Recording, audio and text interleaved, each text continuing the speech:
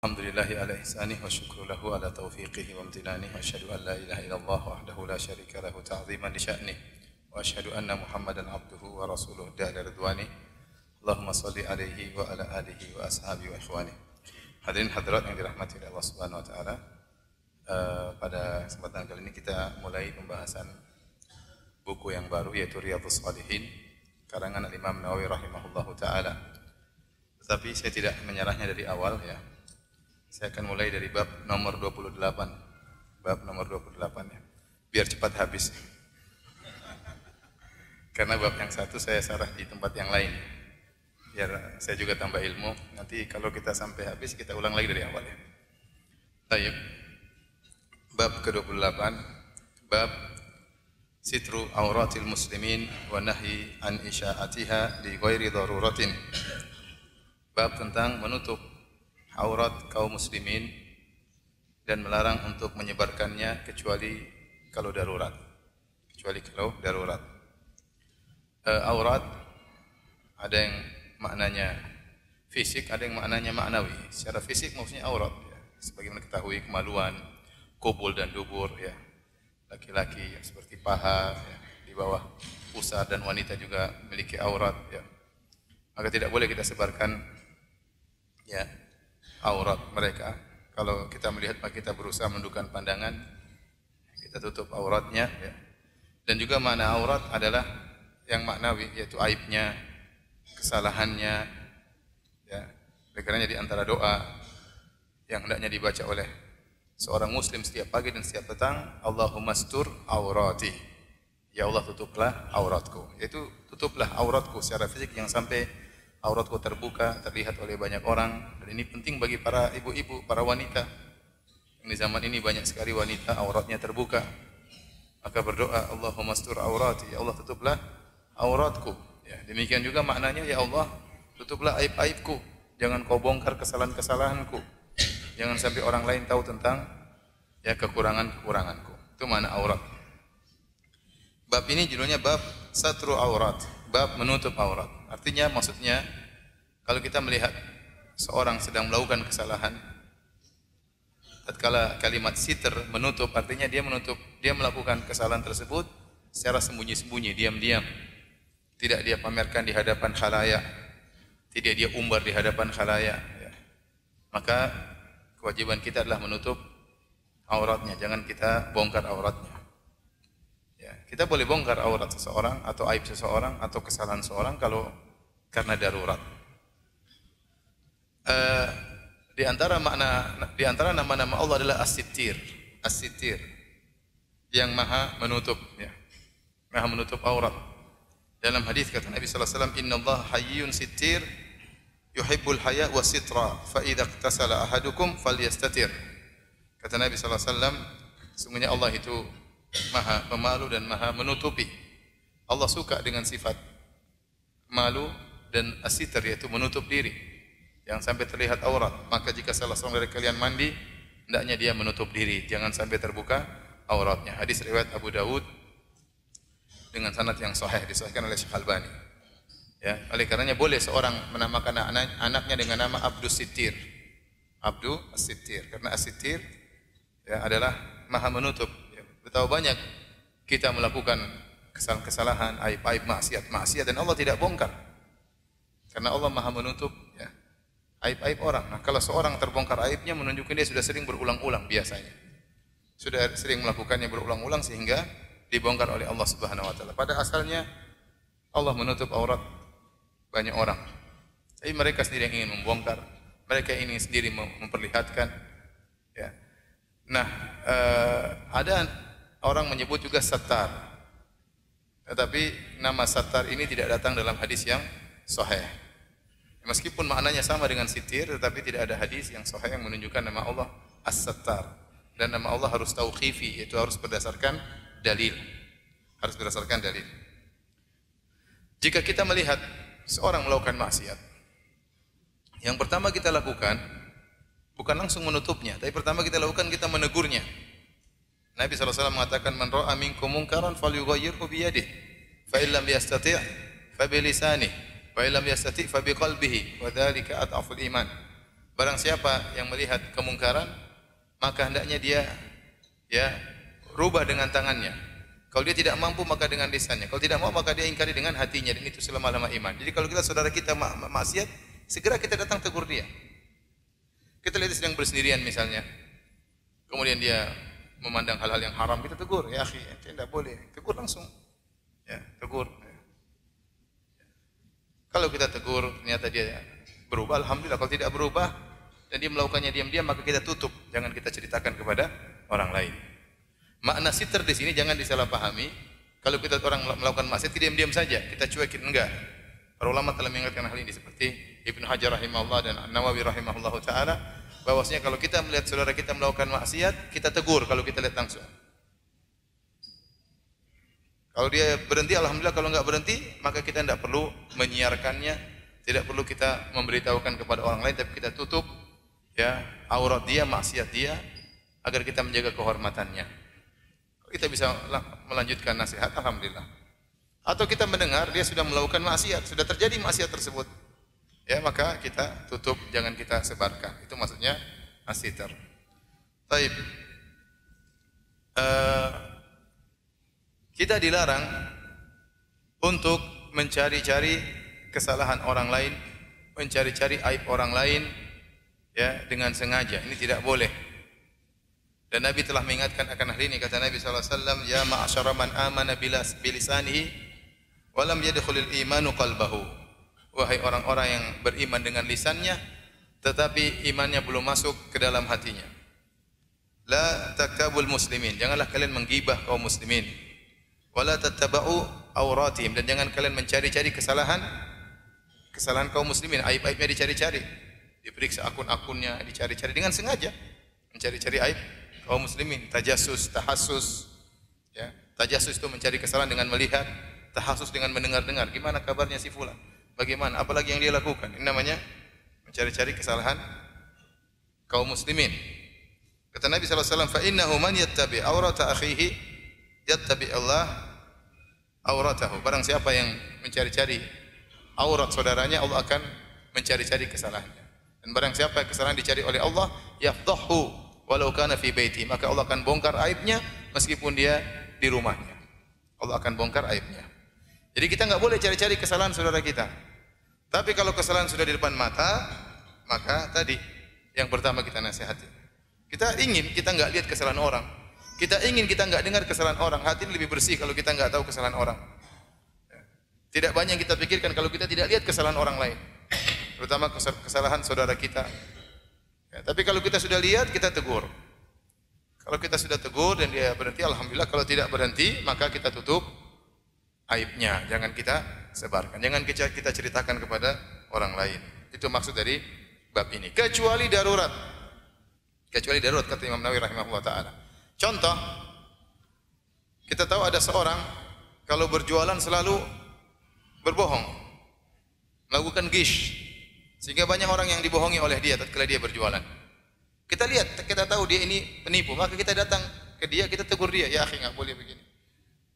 Kalau ternyata dia tidak berhenti, maka kita boleh ceritakan kepada orang lain, hati-hati si fulan ini penipu.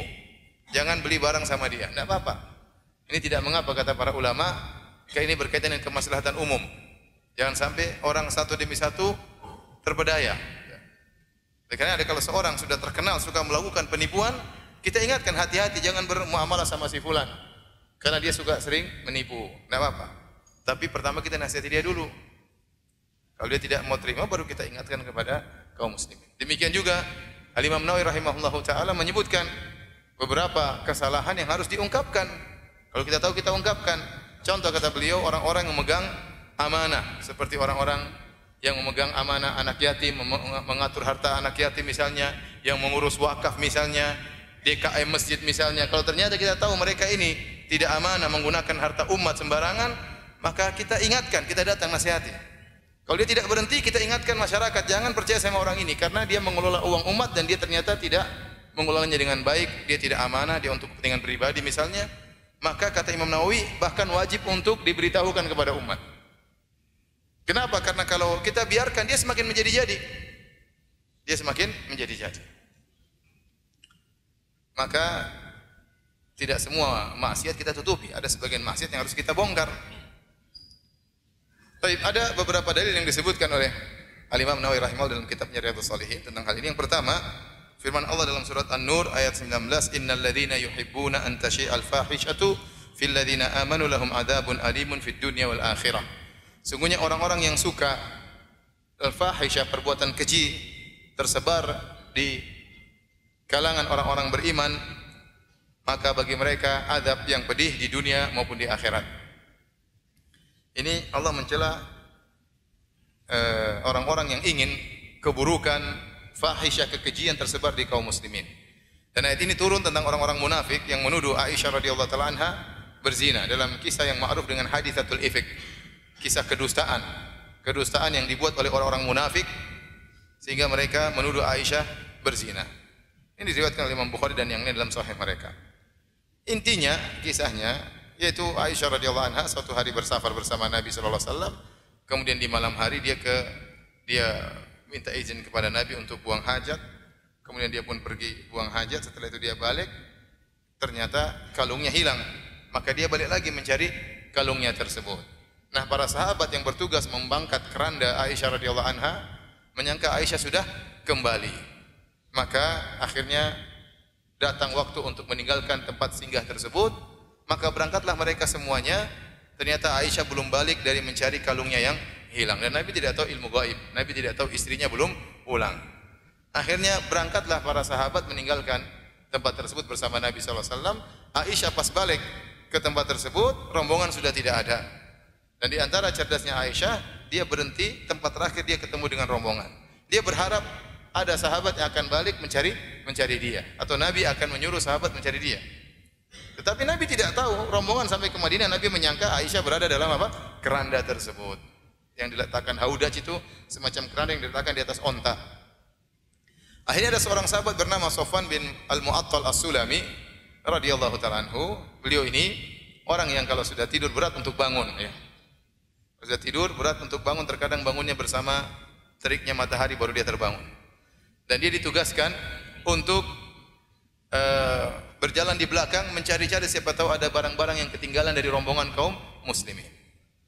Akhirnya dia melihat dari kejauhan ada bayangan hitam seorang wanita dalam kondisi tertidur. Tatkala dia dekat, ternyata dia tahu itu Aisyah radhiyallahu taala anha, karena Sofwan bin Mu'attal As-Sulami pernah melihat Aisyah sebelum turun ayat hijab. Begitu Aisyah ya dilihat oleh Sofwan, Sofwan berkata, "Inna lillahi wa inna ilaihi raji'un." Menegur Aisyah bahwasanya saya tahu saya di sini. Akhirnya Aisyah mengatakan, "Fa khammartu wajhi," saya pun tutup wajahku. Setelah itu dia pun naik onta, kemudian dibawa oleh Sofwan bin Mu'attal As-Sulami masuk ke kota Madinah. Tatkala masuk kota Madinah, maka timbul isu-isu orang-orang munafik mengatakan Sofwan bin Al-Mu'attal As-Sulami telah berzina dengan Aisyah radhiyallahu taala anha. Isu tersebar. Aisyah tidak tahu kalau isu tersebar, ya. Ini tidak buka-buka WhatsApp, enggak, ya. Tidak mendengar-dengar Facebook, enggak, ya, di rumah aja. Sementara berita sudah tersebar di kota Madinah bahwasanya dia berzina dengan Sofwan bin Mu'attal As-Sulami.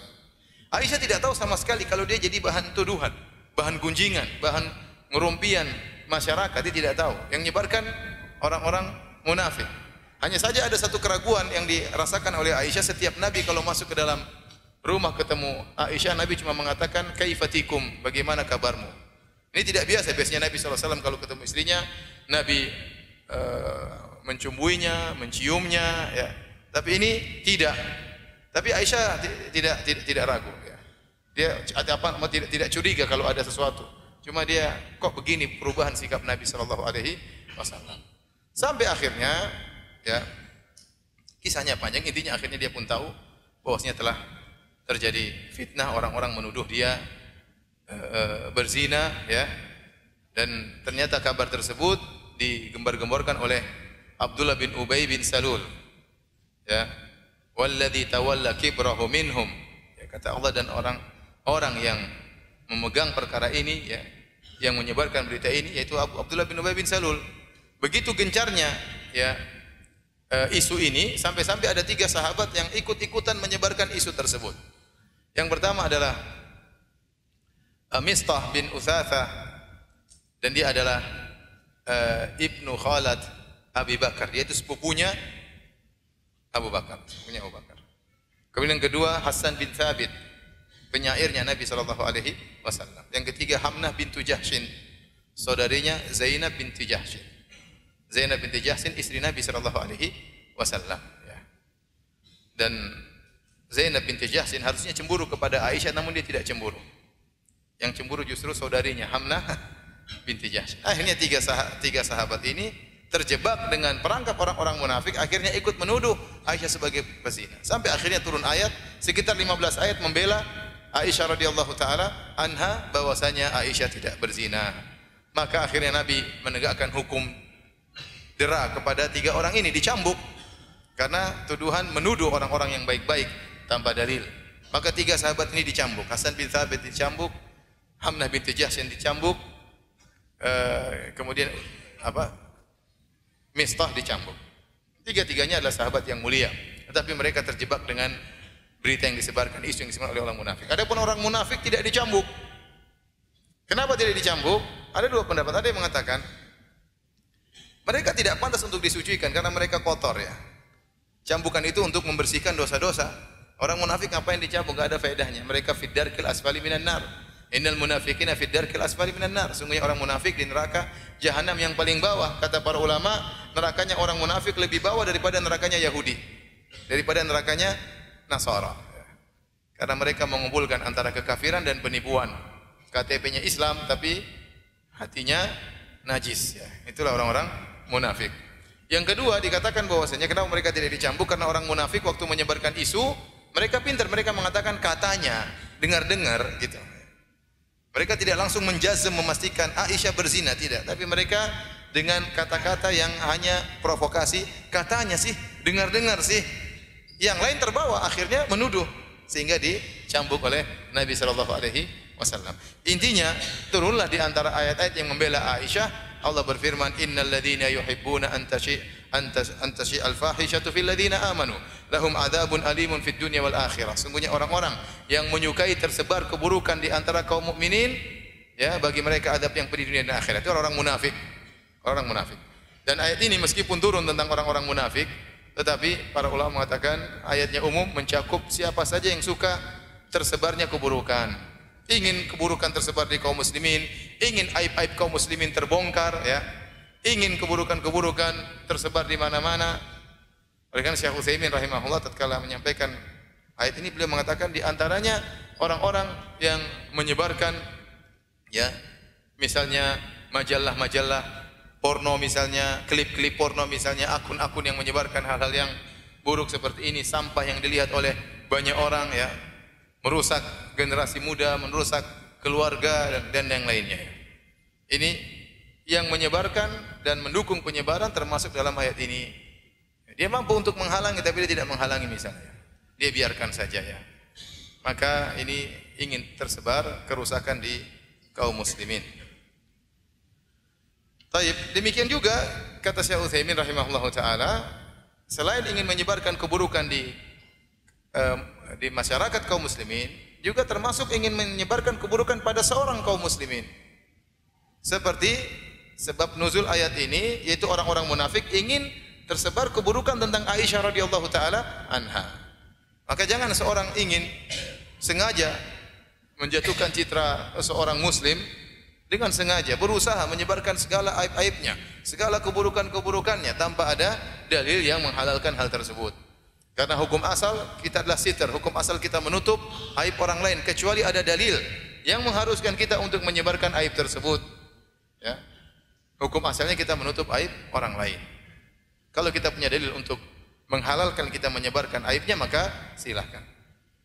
Taib. Kemudian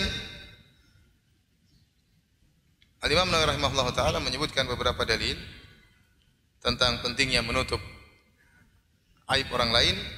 Yang pertama hadis dari Abu Hurairah, an Abi Hurairah radhiyallahu ta'ala anhu, dari sahabat Abu Hurairah radhiyallahu anhu, anin Nabi sallallahu alaihi wasallam qala, dari Nabi sallallahu alaihi wasallam beliau bersabda, la yasturu abdan fid dunya illa satarahu Allahu yaumal qiyamah, rawahu Muslim. Tidaklah seorang hamba menutup aib hamba yang lain di dunia kecuali Allah akan menutup aibnya pada hari kiamat kelak. Jadi tidaklah seorang hamba menutup aib saudaranya ya di dunia, kecuali Allah akan menutup aibnya di akhirat kelak. Saya ingatkan ikhwan, kalau kita tidak melihat aib saudara kita, itu lebih tentram hati kita. Kalau kita tidak mendengar aib-aib saudara kita, kita lebih khusyuk dalam salat. Maka jangan kita mencari-cari kesalahannya. Kalau orang menceritakan kejelekan orang, bilang maaf saya tidak mendengar. Cerita yang lain aja. Jangan cerita itu. Lebih tentram hati kita. Karena kalau kita sudah dengar aib orang, akan banyak hal di hati kita. Kita ingin komentar, kita merendahkan dia, belum tentu dia kita lebih baik daripada dia misalnya. Banyak hal yang akan muncul di hati kita. Mungkin kita benci sama dia, padahal kita tidak tahu banyak kebaikannya. Oleh karenanya, seorang kalau bisa tidak mendengar aib orang itu lebih baik. Tapi seandainya ternyata dia diuji oleh Allah dengan melihat aib orang lain, dengan mendengar aib orang lain, kesalahan orang lain, maka hendaknya dia tutup ya aurat atau aib orang lain tersebut. Barang siapa yang menutup aib saudaranya, maka dia akan ditutup aibnya. Dalam hadis ini disebutkan ditutup aibnya di akhirat, tidak disebutkan di dunia. Namun datang dalam riwayat yang lain, dalam Sahih Muslim juga, dalam Sahih Bukhari, Sahih Muslim dari Abu Hurairah juga, kata Nabi SAW, man satara musliman satarahullahu fid dunya wal akhirah. Barang siapa yang menutup aib seorang muslim di dunia, Allah akan tutup aibnya di dunia dan di akhirat. Jadi ternyata kalau kita menutup aib orang lain, aib kita ditutup di dunia dan juga ditutup di akhirat. Sama-sama penting. Di dunia kita ingin aib kita ditutup, terlebih lagi di akhirat. Maka di antara sarana agar aib kita ditutup, tutup aib orang lain. Kalau Anda ingin aib Anda tidak diketahui oleh orang lain, maka tutup aib orang lain. Kalau Anda mencari-cari aib orang lain, suatu saat aib Anda akan dibongkar, cepat atau lambat. Yang bongkar Allah Subhanahu wa taala. Adapun tertutup aib di akhirat maksudnya apa? Ada dua pendapat, kata Al-Qadhi Iyad rahimahullahu taala. Apa maksudnya aib ditutup di akhirat? Pendapat pertama yaitu bahwasanya aibnya tidak dibongkar di khalayak. Hadis-hadis datang menjelaskan bahwasanya sebagian orang dibongkar aibnya di hadapan khalayak. Ya. Tatkala di padang mahsyar aibnya sudah dibongkar. Seperti kata Nabi sallallahu alaihi wasallam, ya. Barang siapa yang minta-minta di dunia, ya. La tazalul mas'alatu bi ahadikum hatta yalqallaha yaumil qiyamah wa laisa fi wajhi muz'atu lahmin. Senantiasa seorang minta-minta tidak punya malu sampai dia bertemu dengan Allah pada hari kiamat dalam kondisi wajahnya tidak ada dagingnya sama sekali. Ya. Dipermalukan oleh Allah Subhanahu wa taala. Man kanat lahum ra'atani famala ila ihdahuma jaa yaumil qiyamah wa shiqquhu ma'il. Barang siapa yang punya dua istri, yang dia condong kepada salah satunya, datang pada hari kiamat badannya apa? Miring. Malu dilihat banyak orang. Kenapa miring, Mas? Dulu istri saya dua. Saya condong kepada satunya. Tidak adil, ya. Dipermalukan oleh Allah Subhanahu wa taala. Yuhsyarul mutakabbiruna yaumal qiyamati. Ya. Ka'amsali dzarfi suwarir rijal. Orang-orang sombong pada hari kiamat kelak akan dikumpulkan di padang mahsyar dalam kondisi kecil seperti semut, tapi bentuknya bentuk manusia. Yakshahumudz dzul min kulli makan. Maka kehinaan meliputi mereka dari segala sisi. Allah permalukan mereka di hadapan khalayak. Nah, kalau orang bermaksiat di dunia, namun dia tutup maksiat saudaranya, dia tahu saudaranya punya aib, dia tidak pernah cerita, dia lihat tapi dia tutup. Karena saudaranya tersebut maksiat diam-diam, tidak menampakkan kepada khalayak, dia tutup aib saudaranya, Allah akan tutup aibnya di akhirat kelak. Ini tafsiran pertama, maksudnya Allah tidak akan nampakkan di khalayak. Oleh karenanya dalam hadis disebutkan, tatkala Allah menghisap seorang mukmin, fayudnihi, maka Allah dekatkan mukmin tersebut di sisi Allah Subhanahu wa taala. Fayadau kanafahu, kemudian Allah pun menutup hambanya tersebut. Antara Allah dengan sang hamba saja, tidak di hadapan khalayak. Maka Allah buka catatan amalnya, maka Allah ingatkan, kau pernah bermaksiat demikian, kau pernah bermaksiat demikian. Dia mengatakan, na'am ya Rabb, ya benar, Allah bongkar. Tapi antara Allah dengan dia, Allah tidak bongkar aibnya di hadapan khalayak. Ini pendapat pertama. Artinya aibnya ditutup di mata khalayak umat, tapi Allah mengingatkan hal tersebut kepada dia. Pendapat yang kedua, kata Al-Qadhi Iyad, maksudnya Allah tutup aibnya, benar-benar Allah hapus, sehingga tidak dihisap, tidak diungkit tatkala dihisap oleh Allah Subhanahu wa taala. Benar-benar tidak ada, karena Allah tutup, seakan-akan tulisannya tertutup. Namun kata Al-Qadhi Iyad, yang lebih kuat pendapat yang pertama. Pendapat yang pertama. Ini sering saya sampaikan bahwasanya apa namanya? Semua yang kita lakukan akan diperlihatkan oleh Allah Subhanahu wa taala. Bahkan menurut pendapat yang lebih kuat, pendapat banyak ulama, bahwasanya dosa yang sudah kita bertobat darinya pun tetap akan diperlihatkan oleh Allah Subhanahu wa taala. Bahkan dosa yang sudah kita bertobat darinya, ya. Makanya Fudail bin Iyad rahimahullah pernah berkata, "Wa ya sawatahu minka wa in afaut." Ya Allah, sungguh memalukan, ya, malu di hadapanmu meskipun kau maafkan dosaku. Ya.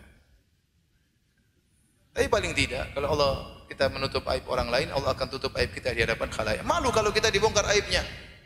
Dibongkar di hadapan kawan-kawan kita, dibongkar di hadapan orang tua kita, di hadapan anak-anak kita. Anak kita bilang, kirain Abi orang soleh. Ternyata nakal juga, ketahuan sama anak-anak, ketahuan sama murid-murid kita, ketahuan sama guru-guru kita, memalukan. Tatkala kita menutup aib saudara kita, kita akan tutup aibnya di akhirat. Di dunia kita ingin ditutup, apalagi di akhirat. Maka latih diri kita, kalau melihat aib orang, diem. Jangan ember, ya, ngomong. Sebagian orang bangga kalau tahu aib orang lain. Oh, saya tahu dia begini. Terutama ibu-ibu itu. Ibu-ibu itu bahaya mulutnya. Sebagian mereka mulutnya ember, ya. Ada yang gayung, ada yang ember, tergantung, ya. Cerita sana sini. Saya tahu tuh. Ya. Kamu tahu nggak si fulanah? Dia tuh begini. Kalau bapak-bapak sih jarang begitu, ya. Jarang ngerumpi. Yang sering ngerumpi itu apa? Ibu-ibu. Bapak paling ngomong bisnis, poligami lah. Kalau ibu-ibu seringnya ngomongin orang, itu yang kita sedihkan, ya. Kadang-kadang sudah ngaji masih ngomongin apa? Orang, ngomongin teman pengajian, ngomongin suami-suami mereka. Terkadang ustadznya yang diomongin, ya. Oleh karenanya seorang bertakwa kepada Allah, kalau tahu aib orang lain, dia tutup aibnya, jangan dia sebarkan. Jangan dia sebarkan. Taib. Kita lanjutkan hadis berikutnya.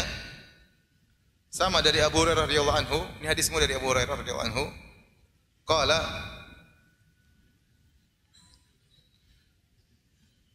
Sami'tu Rasulullah sallallahu alaihi wasallam yaqul.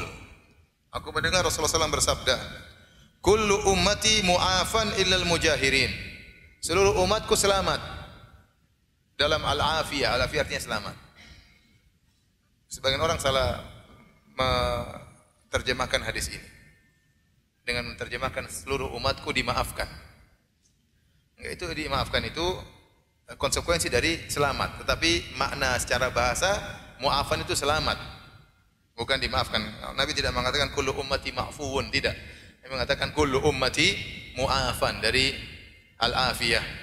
Seluruh umatku selamat illal mujahirin, kecuali orang-orang yang menampakkan maksiat mereka terang-terangan. Kemudian kata Allah Subhanahu wa taala, wa inna, kata Nabi sallallahu alaihi wasallam, wa inna minal mujaharah, dan di antara bentuk mujaharah terang-terangan, an ya'mala ar-rajulu bil laili amalan thumma yusbihu wa qad satarahu Allahu alaihi fayaqul ya fulan amiltul barihata kada wa kada. Di antara bentuk al-mujaharah terang-terangan adalah seorang di malam hari dia melakukan suatu perbuatan yaitu maksiat kepada Allah, kemudian di pagi hari dia cerita, padahal Allah telah tutup aibnya, enggak ada yang tahu. Tapi pagi hari dia cerita, wahai fulan, saya tadi malam begini-begini. Wa qad bata yasturuhu rabbuhu, padahal semalam dia tidur Allah menutup aibnya. Wa yusbihu yakshifu sitrallahi anhu, dan di pagi hari dia pun membongkar, merobek, ya, tutupan Allah kepadanya. Sitar Allah kepadanya dia tutup, dia robek. Hadis ini riwayat Al-Imam Al-Bukhari dan Al-Imam Muslim. Hadirin dan hadirat yang Allah Subhanahu wa taala, ya. Kata Al-Imam Ibnu Abdul Bar rahimahullahu taala, kalau kita menutup aib orang lain, kita dapat pahala, maka demikian juga kalau kita menutup aib sendiri, bahkan bisa jadi lebih afdal pahalanya, kata Imam Ibnu Abdul Bar dalam kitabnya Tamhid. Kalau menutup aib orang lain kita dapat pahala, maka terlebih lagi menutup aib diri sendiri. Nah, orang yang tidak punya malu, mujaharah, terang-terangan bermaksiat, maka ini dosanya lebih besar lagi daripada orang yang sembunyi-sembunyi bermaksiat. Kenapa? Dia seakan-akan meremehkan maksiat yang dia lakukan. Bahkan seakan-akan dia menantang Allah. Dia melakukan maksiat di depan banyak orang yang mengatakan saksikanlah saya bermaksiat. Silakan lihat saya bermaksiat. Dia tidak punya malu, ya. Dan banyak orang seperti ini. buka aurat tanpa malu-malu, ya. Minum khamar tanpa malu-malu, joget-joget, ya, buka-bukaan tanpa malu-malu, ya. Bahkan sebagian mereka bangga minum khamar, bangga bermaksiat, ya. Sebagian mereka bangga dengan zinanya. Nah, tatkala dia melakukan maksiat terang-terangan, banyak mafsadah yang terjadi. Pertama, dia kayaknya meremehkan maksiat tersebut. Yang kedua, seakan-akan dia mengatakan, wahai manusia sekalian, saksikanlah aku bermaksiat kepada Allah Subhanahu wa taala. Yang ketiga, dia memancing orang lain untuk mengikutinya. Orang lain akan terpancing melakukan seperti yang dia lakukan. Sehingga orang seperti ini tidak selamat, kata Nabi sallallahu alaihi wasallam. Oleh karenanya kata para ulama, hadis man satara musliman, barang siapa yang menutup aib seseorang, ini tidak berlaku bagi mujahirin, bagi orang-orang yang membongkar aibnya tidak berlaku hadis ini. Tidak usah ditutup, wong dia terang-terangan kok. Dia sudah bongkar aibnya, ngapain kita tutup? Ngapain kita tutup? Yang kita tutup itu orang yang dia biasanya baik, tahu-tahu dia bermaksiat diam-diam. Kita jaga kehormatan, jangan kita cerita sama orang lain. Adapun kalau dia terang-terangan bermaksiat, maka kita tidak perlu kita tutup maksiatnya. Kita cerita pun enggak ada masalah. Orang semua sudah tahu, dia sendiri sudah bongkar maksiatnya. Ya. Dan dia tidak diampuni, tidak selamat di sisi Allah Subhanahu wa taala. Nah, kalau kita mendengar kata terang-terangan mujaharah, terang-terangan, maka yang terbayang oleh kita tadi bentuk golongan yang pertama yang bermaksiat di depan khalayak, bermaksiat di podium, bermaksiat di panggung, bermaksiat kemudian dia shooting dirinya, dia sebarkan di YouTube, di media sosial tanpa malu-malu. Ini kebayangan orang seperti itu. Tapi Nabi mengatakan di antara bentuk terang-terangan bukan cuma itu aja. Makanya Nabi menyebutkan secara khusus, wa inna minal mujaharah, di antara bentuk terang-terangan menampakkan maksiat adalah seorang hamba yang di malam hari dia bermaksiat kepada Allah dan dia tidur, Allah tutup aibnya, di pagi hari dia cerita, dia katakan, ya fulan tadi malam saya begini-begini.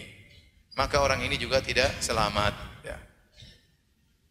Orang ini juga tidak selamat. Maka seorang waspada, kalau dia punya maksiat jangan dia ceritakan kepada siapapun.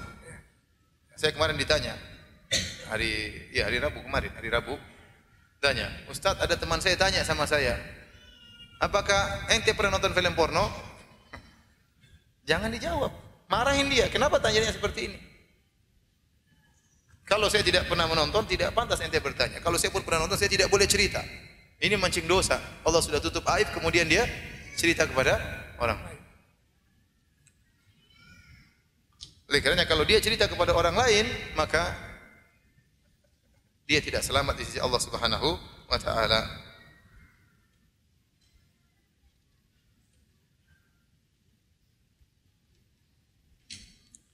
Sampai kata para ulama, kalau ada orang terjerumus dalam perbuatan maksiat yang mengharuskan ditegakkannya hukum had.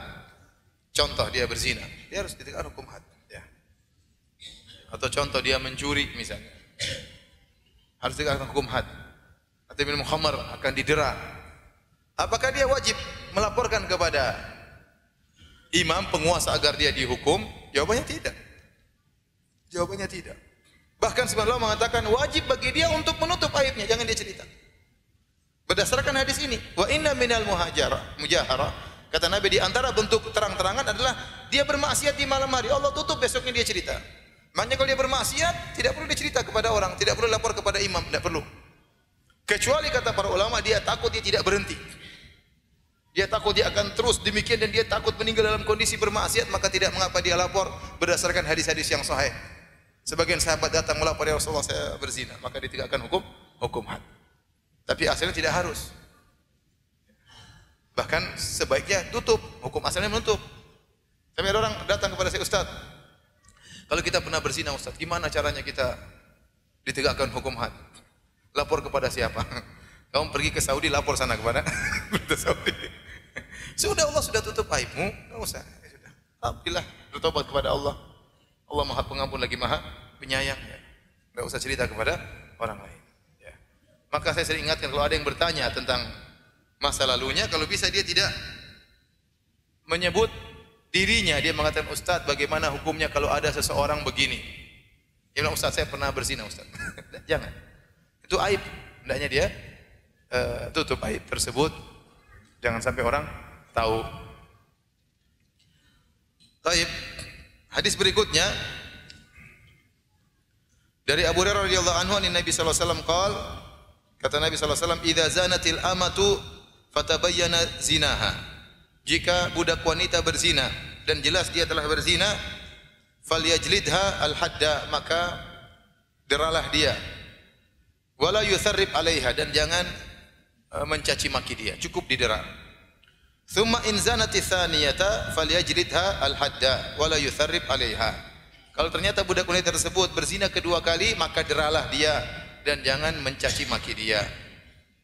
Thumma in zanati tsalitsata, kalau ternyata dia berzina ketiga kalinya lagi, falyabi'ha, maka jualah budak wanita tersebut walau bihablin min sya'ar, meskipun hanya seutas tali. Hadis riwayat Imam Bukhari, Imam Muslim. Jadi hadis ini berkaitan tentang zaman dahulu tatkala masih ada perbudakan, seorang memiliki budak wanita ternyata dia berzina. Kalau dia berzina, dia boleh menegakkan hukum had. Oleh karena kata para ulama, as-sayyid, sang tuan boleh menegakkan hukum had kepada budaknya, karena budak milik dia dan dia bisa jual kepada orang lain.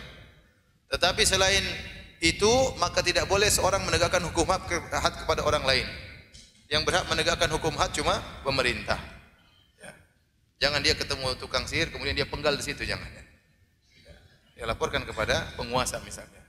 Jangan seorang ayah tahu anaknya berzina kemudian dia rajam anaknya, tidak boleh. Ini urusan apa? Penguasa. Tetapi kalau tuan kepada budak maka diperbolehkan. Tuan kepada budak maka diperbolehkan. Dan budak kalau didera setengah daripada hukum yang merdeka. Kalau wanita berzina, kalau belum nikah maka didera 100 kali, kemudian diasingkan selama setahun. Kalau di zaman sekarang ketahuan seorang gadis berzina, didera 100 kali, diasingkannya dengan dipenjara selama setahun. Itu dipraktikkan di Arab Saudi. Adapun kalau dia berzina sudah menikah, maka dirajam sampai meninggal dunia. Di sini maksudnya, tatkala seorang majikan kemudian mendera budaknya, maka dia dera dan tidak perlu dia memaki-maki wanita tersebut, budak wanita tersebut. Siapa tahu dia sadar, siapa tahu dia taubat. Beri kesempatan dia untuk bertobat kepada Allah Subhanahu wa taala. Kalau dimaki-maki mungkin dia akhirnya merasa tidak pantas lagi untuk hidup seperti biasa. Ya, maka tidak perlu dimaki-maki. Dera yang dilakukan sudah menjadi kafarah bagi kesalahannya. Ya, cambuk yang dilakukan sudah menjadi kafarah bagi kesalahannya. Tapi kita sampai pada hadis yang terakhir. Wa anhu, dari Abu Hurairah radhiyallahu anhu juga, qala utiyan Nabi sallallahu alaihi wasallam bi rajulin qad syariba khamran. Didatangkan kepada Nabi seorang lelaki yang minum khamar. Dia ketahuan minum khamar. Mungkin mabuk, mungkin teler, ya. Didatangkan di hadapan Nabi sallallahu alaihi wasallam. Kata Nabi, idribuhu, pukullah dia. Minum khamar hukumannya dera. Qala Abu Hurairah, fa minna dharibu bi yadihi. Di antara kami langsung sahabat langsung mukulin dia. Ada yang mukul pakai tangan. Wa dharibu bi na'li, ada yang mukul pakai sendal. Wa dharibu bi thawi, ada yang nampar pakai bajunya. Pokoknya mukul semua. Nabi suruh pukul, semua langsung mukul. Dan orang ini tidak disebutkan namanya oleh Abu Hurairah. Abu Hurairah mengatakan utiyan Nabi bi rajulin, ada seorang. Abu Hurairah yang menutup aibnya, tidak perlu disebutkan namanya. Yang penting kasusnya demikian terjadi. Tatkala selesai dipukul dan dia pergi, qala ba'dul qaum, sebagian orang komentar berkata, akhzakallah, semoga Allah menghinakan engkau. Maka Nabi tegur, la taqulu hakadha tu'inu alaihi syaitan, jangan kau mengatakan demikian, kau membantu syaitan terhadap dia. Hadis riwayat Al-Imam Al-Bukhari. Ya. Orang yang minum khamar, ya, di zaman Nabi SAW tidak ditentukan berapa kali didera. Makanya dia mengatakan idribuhu, pukullah dia. Maka para sahabat mukul semampunya. Pokoknya pukul entah berapa kali, tidak disebutkan berapa kali. Dipukul. Ada yang pukul pakai tangan, ada yang pukul pakai sendal, ada yang pukul pakai baju. Ya. Kemudian di zaman Abu Bakar radhiyallahu anhu, maka dera kepada orang minum khamar 40 dera, 40 cambuk. Karena memang Nabi tidak membatasi batasan tertentu. Maka ijtihad Abu Bakar untuk mendera sebanyak 40 bagi orang minum khamar. Di zaman Umar banyak orang baru masuk Islam, semakin banyak lagi orang yang teler di zaman Umar. Maka Umar menaikkan ya kualitas ya dan intensitas pukulan menjadi 80 kali. Karena memang tidak ada nas dari Nabi berapa kali hendak didera ya. Dan Nabi SAW menegur sahabat yang mengatakan akhzakallah, semoga Allah menghinakan engkau. Nabi mengatakan tidak perlu kau mengucapkan demikian, justru kau membantu syaitan untuk menjerumuskan dia. Bukankah syaitan membuat dia, menggoda dia, menghiasi kemaksiatan sehingga dia minum khamar agar dia terjerumus dalam kehinaan? Itu tujuan syaitan. Tatkala kau mendoakan akhzakallah, semoga kau hina, dihinakan oleh Allah, berarti kau mendukung tujuan syaitan. Nabi larang. Jangan kau mendukung tujuan apa? Syaitan. Ya sudah, dia sudah didera, sudah selesai. Kalau mau nasihat, nasihat dengan kata-kata yang baik, tidak perlu dicaci maki. Siapa tahu dia sadar, dia taubat sehingga dia bisa bergaul lagi bersama kaum muslimin. Tapi kalau caci maki, hina, mungkin dia akhirnya terpuruk. Dia tidak enak lagi tinggal bersama kaum muslimin gara-gara cacian dan makian. Ya jangan. Oleh karenanya, Al-Imam Ibnu Katsir rahimahullahu taala meriwayatkan satu riwayat dalam tafsir Ibnu Katsir dalam surat Ghafir. Ya dari Yazid bin Al-A'sam, beliau berkata, "Kana rajulun min ahli Syam dzu ba'sin wa kana yafidu ila Umar bin Khattab." Ada seorang dari negeri Syam, orangnya kuat dan dia sering datang menemui Umar bin Khattab. Suatu hari Umar bin Khattab radhiyallahu anhu ingin tahu kabarnya. Maka Umar bertanya, "Ma fa'ala fulan bin fulan?" Bagaimana kabar si fulan yang sering datang menemui Umar? Maka sahabat-sahabat Umar menjawab, "Ya Amirul Mukminin, tataba'a fi hadzal syarab." Si fulan ini suka minum khamar. Mereka bilang si fulan ini sekarang suka minum apa? Khamar. Qala fada Umar katibahu, maka Umar pun memanggil sekretarisnya, penulisnya, kata Umar, "Uktub," tulis. Min Umar bin Khattab, surat kepada laki-laki tersebut. Mungkin dia di negeri Syam. Tulis dari Umar bin Khattab. Ila fulan bin fulan, kepada fulan bin fulan. Salamun alaik. Fa ini ahmadu ilaika Allah alladzi la ilaha illahu. Assalamualaikum, kata Umar. Aku muji Allah kepadamu yang tidak ada sembahan yang berhak disembah kecuali Allah Subhanahu wa taala. Kemudian Umar bacakan firman Allah, "Ghafirid dzambi wa qabilit taubi syadidil iqabi dzi taul." Dialah Allah yang memaafkan dosa, yang menerima taubat, siksaannya keras, dan dia memiliki banyak kenikmatan kepada hambanya. La ilaha illa huwa ilaihil masir. Tidak sembahan yang berhak disembah kecuali Allah dan kepadanya tempat kembali. Bismillahirrahmanirrahim. Alhamdulillah, salatu wassalamu ala Rasulillah wa ala alihi wasallam. Kita lanjutkan pembahasan kita. Tadi kita sampai pada athar yang disebutkan oleh Al-Imam Ibnu Katsir dalam tafsirnya, dalam tafsir surat Ghafir, tentang sahabat Umar yang dikatakan qalu tataba'a hadza syarab. Dia sekarang suka minum khamar. Maka Umar pun menyuruh sekretarisnya untuk menulis surat kepada sahabatnya tersebut ya dengan mengatakan dari Umar bin Khattab kepada fulan bin fulan, "Salamun alaikum, sungguhnya aku muji Allah kepadamu, tidak ada sembahan yang berhak disembah kecuali Allah. Ghafiridz dzambi wa qabilit taubi syadidil iqab." Sungguhnya Allah Maha menerima taubat, Allah mengampuni dosa-dosa, dan Allah siksaannya keras. La ilaha illa huwa ilaihil masir. Tidak ada yang berhak disembah kecuali Allah dan kepadanya tempat kembali. Kemudian Umar berkata kepada para hadirin sahabat-sahabatnya, "Ud'ullaha li akhikum an yuqbila biqalbihi wa an yatuballahu alaihi." Doakanlah saudara kalian tersebut agar dia kembali dengan hatinya dan agar Allah mengilhamkan taubat kepadanya. Tatkala lelaki tersebut mendapat surat dari Umar, maka dia pun membaca surat tersebut dan dia ulang-ulang bacaannya dan mengulang-ulang firman Allah, "Ghafiridz dzambi wa qabilit taubi syadidil iqab." Dialah Allah yang Maha mengampuni dosa, Dialah Allah yang menerima taubat, dan Dia Allah yang siksaannya keras. Ya, kemudian dia ulang-ulang dan akhirnya dia pun bertaubat kepada Allah Subhanahu wa taala. Kemudian Umar berkata kepada para sahabatnya setelah datang kabar bahwasanya laki ini telah bertaubat, kata Umar, "Hakadha ya fasna'u." Demikianlah cara kalian menghadapi orang yang terjerumus. "Idza ra'aitum akhan lakum zallatan fasaddiduhu." Kalau kalian melihat saudara kalian terjerumus dalam kemaksiatan, maka luruskanlah dia. Wawathiquhu, dan kuatkanlah dia. Wad'ullaha lahu an yatuba alaihi, dan berdoalah kepada Allah agar Allah mengilhamkan taubat kepadanya. Wala takunu a'wanan lisyaitani alaihi, dan janganlah kalian menjadi teman penolong syaitan untuk menjerumuskannya. Oleh karenanya kalau kita ketemu saudara kita yang salah, kita nasihati, pegang tangannya, nasihati baik-baik. Yang kita maki-maki, kita hina-hina, dia semakin jauh terkadang. Dia semakin jauh dari kebenaran, semakin jauh dari kebaikan, semakin terjerumus dalam kemaksiatan. Dia punya teman-teman banyak kok, tukang maksiat. Ya, kalau kita tidak terima dia dengan baik, tidak kita dengan baik, dia akan cari teman-teman yang lain. Jadi demikian satu bab yang kita bahas, insyaallah kita lanjutkan pada bab berikutnya pada kesempatan yang lain. Selanjutnya kita buka tanya jawab. Apakah yang kita lakukan apabila seorang meminta kita menceritakan pribadi orang lain? Misal saudara kita meminta kita menceritakan sifat dan tingkah laku seorang akhwat yang akan dinikahinya. Tidak mengapa kalau kita ingin menikahi seorang akhwat atau seorang akhwat ingin menikahi seorang lelaki, kemudian dia ceritahu tentang kondisi calonnya tersebut. Ini diperbolehkan. Dan ini dilakukan oleh para sahabat seperti Fatimah bintu Qais radhiyallahu anha waktu dia akan menikah dilamar oleh dua orang, yaitu Muawiyah dan Abu Jaham. Maka Fatimah bertanya kepada Nabi sallallahu alaihi wasallam tentang dua lelaki ini, karena dua lelaki ini sahabat Nabi. Maka dia ceritahu.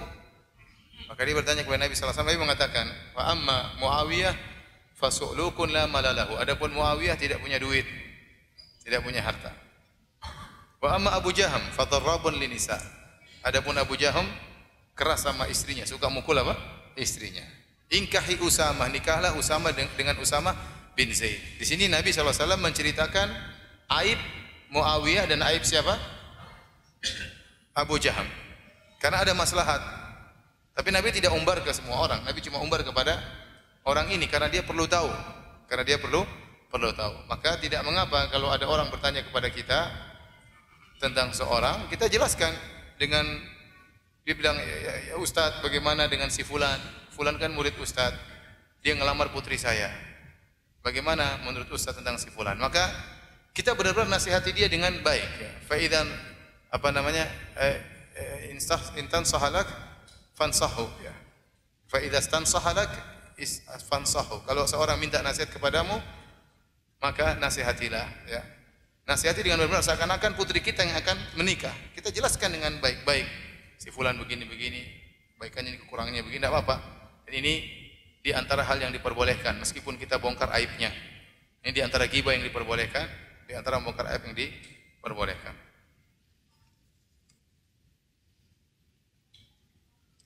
Ustaz, ada seorang atasan di kantor ingin menyeleksi calon karyawannya dengan melihat akun-akun sosial medianya. Apakah pernah termasuk mencari aib orang lain?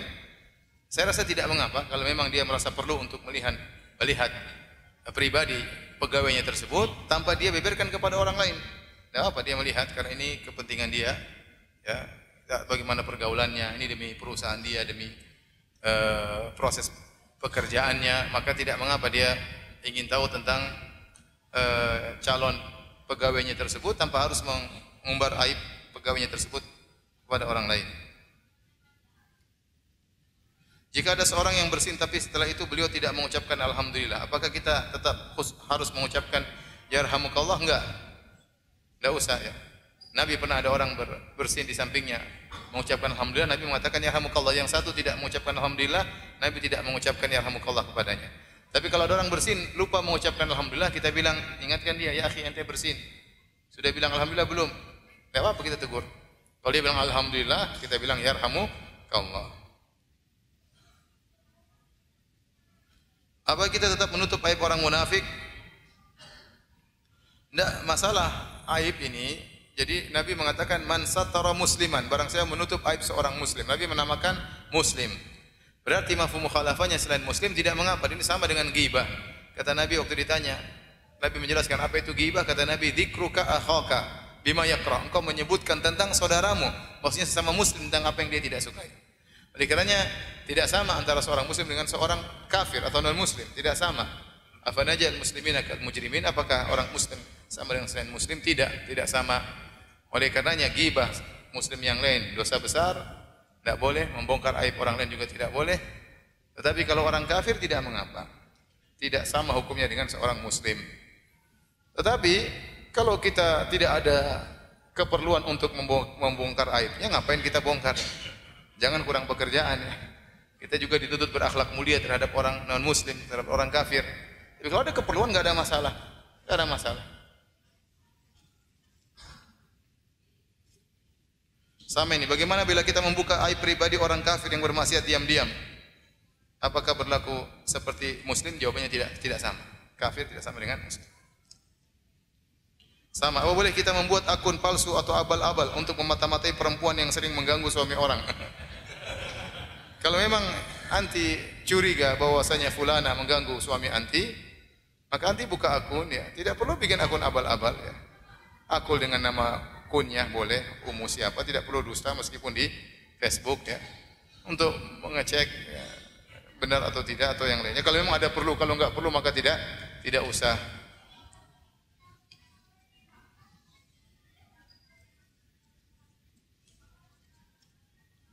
Bagi seorang mukim berapa kali dalam sehari boleh berwudu tanpa membuka khufnya? 24 jam. Jadi kalau dia sudah berwudu, kemudian dia pakai khuf. Kalau dia pakai khuf, kemudian dia mengusap khuf, kapan dia mengusap khuf? Ini ada khilaf.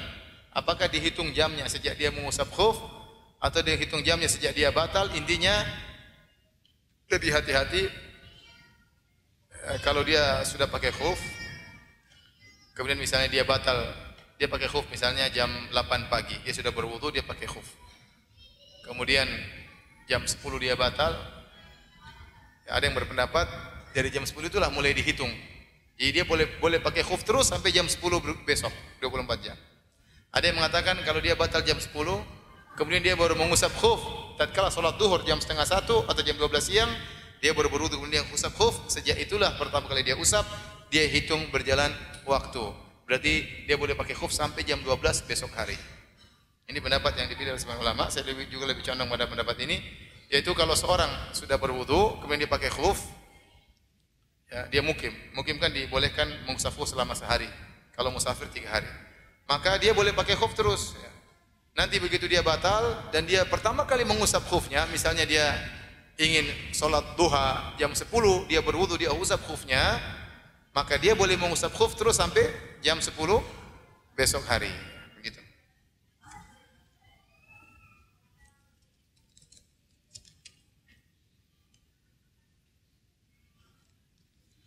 Ustaz, apakah benar laut yang dibelah Nabi Musa menjadi 12 belahan? Jadi setiap suku ada 12 dan lewatin belahannya, bukan 2 belahan. Dalam ayat disebutkan fan falaqa fakana kullu firqin kataudil azim. Allah cuma menyebutkan laut terbelah dan masing-masing belahan itu seperti gunung yang tinggi. Tidak disebutkan bilangannya, tetapi Ibnu Katsir rahimahullah dalam tafsirnya menyebutkan terbelah menjadi 12. Tidak ada dalil yang sahih, tapi ini sekedar athar atau hikayat ya. Disebutkan bahwasanya laut tersebut terbelah menjadi 12 dan masing-masing suku melewati belahan tersebut. Bahkan disebut oleh Ibnu Katsir, belahan-belahan tersebut meskipun 12 lautan tetapi ada bolongan-bolongannya sehingga mereka bisa saling melihat agar mereka meyakinkan semuanya selamat. Tapi ini juga tidak ada dalil dalam hadis yang sahih, tapi sekedar menafsirkan ayat tadi fan falaqa fakana kullu firqin kataudil azim, maka laut terbelah kemudian masing-masing belahan seperti tingginya gunung ya, tapi berapa belahannya tidak disebutkan. Allah alam bisawab.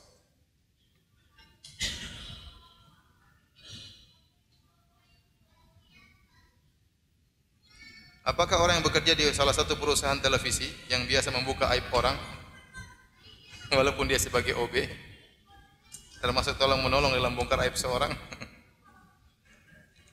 Pokoknya kalau kita bekerja membantu orang lain dalam melakukan kemaksiatan, kita pasti dapat andil. Sejauh mana andil kita, sejauh itulah maksiat dosa yang kita dapatkan. Jika sudah bertobat dari perbuatan zina, namun masih merasa gelisah dan khawatir terbongkar aibnya, apa yang harus dilakukan? Ya bertobat kepada Allah dan minta agar aib ditutup. Ya. Minta agar aib ditutup. Apalagi zaman sekarang orang sangat mudah untuk mengetahui aib orang lain. Ya. Maka seorang ya berdoa kepada Allah agar menutup aibnya di dunia maupun di akhirat dan jangan ceritakan kepada orang lain.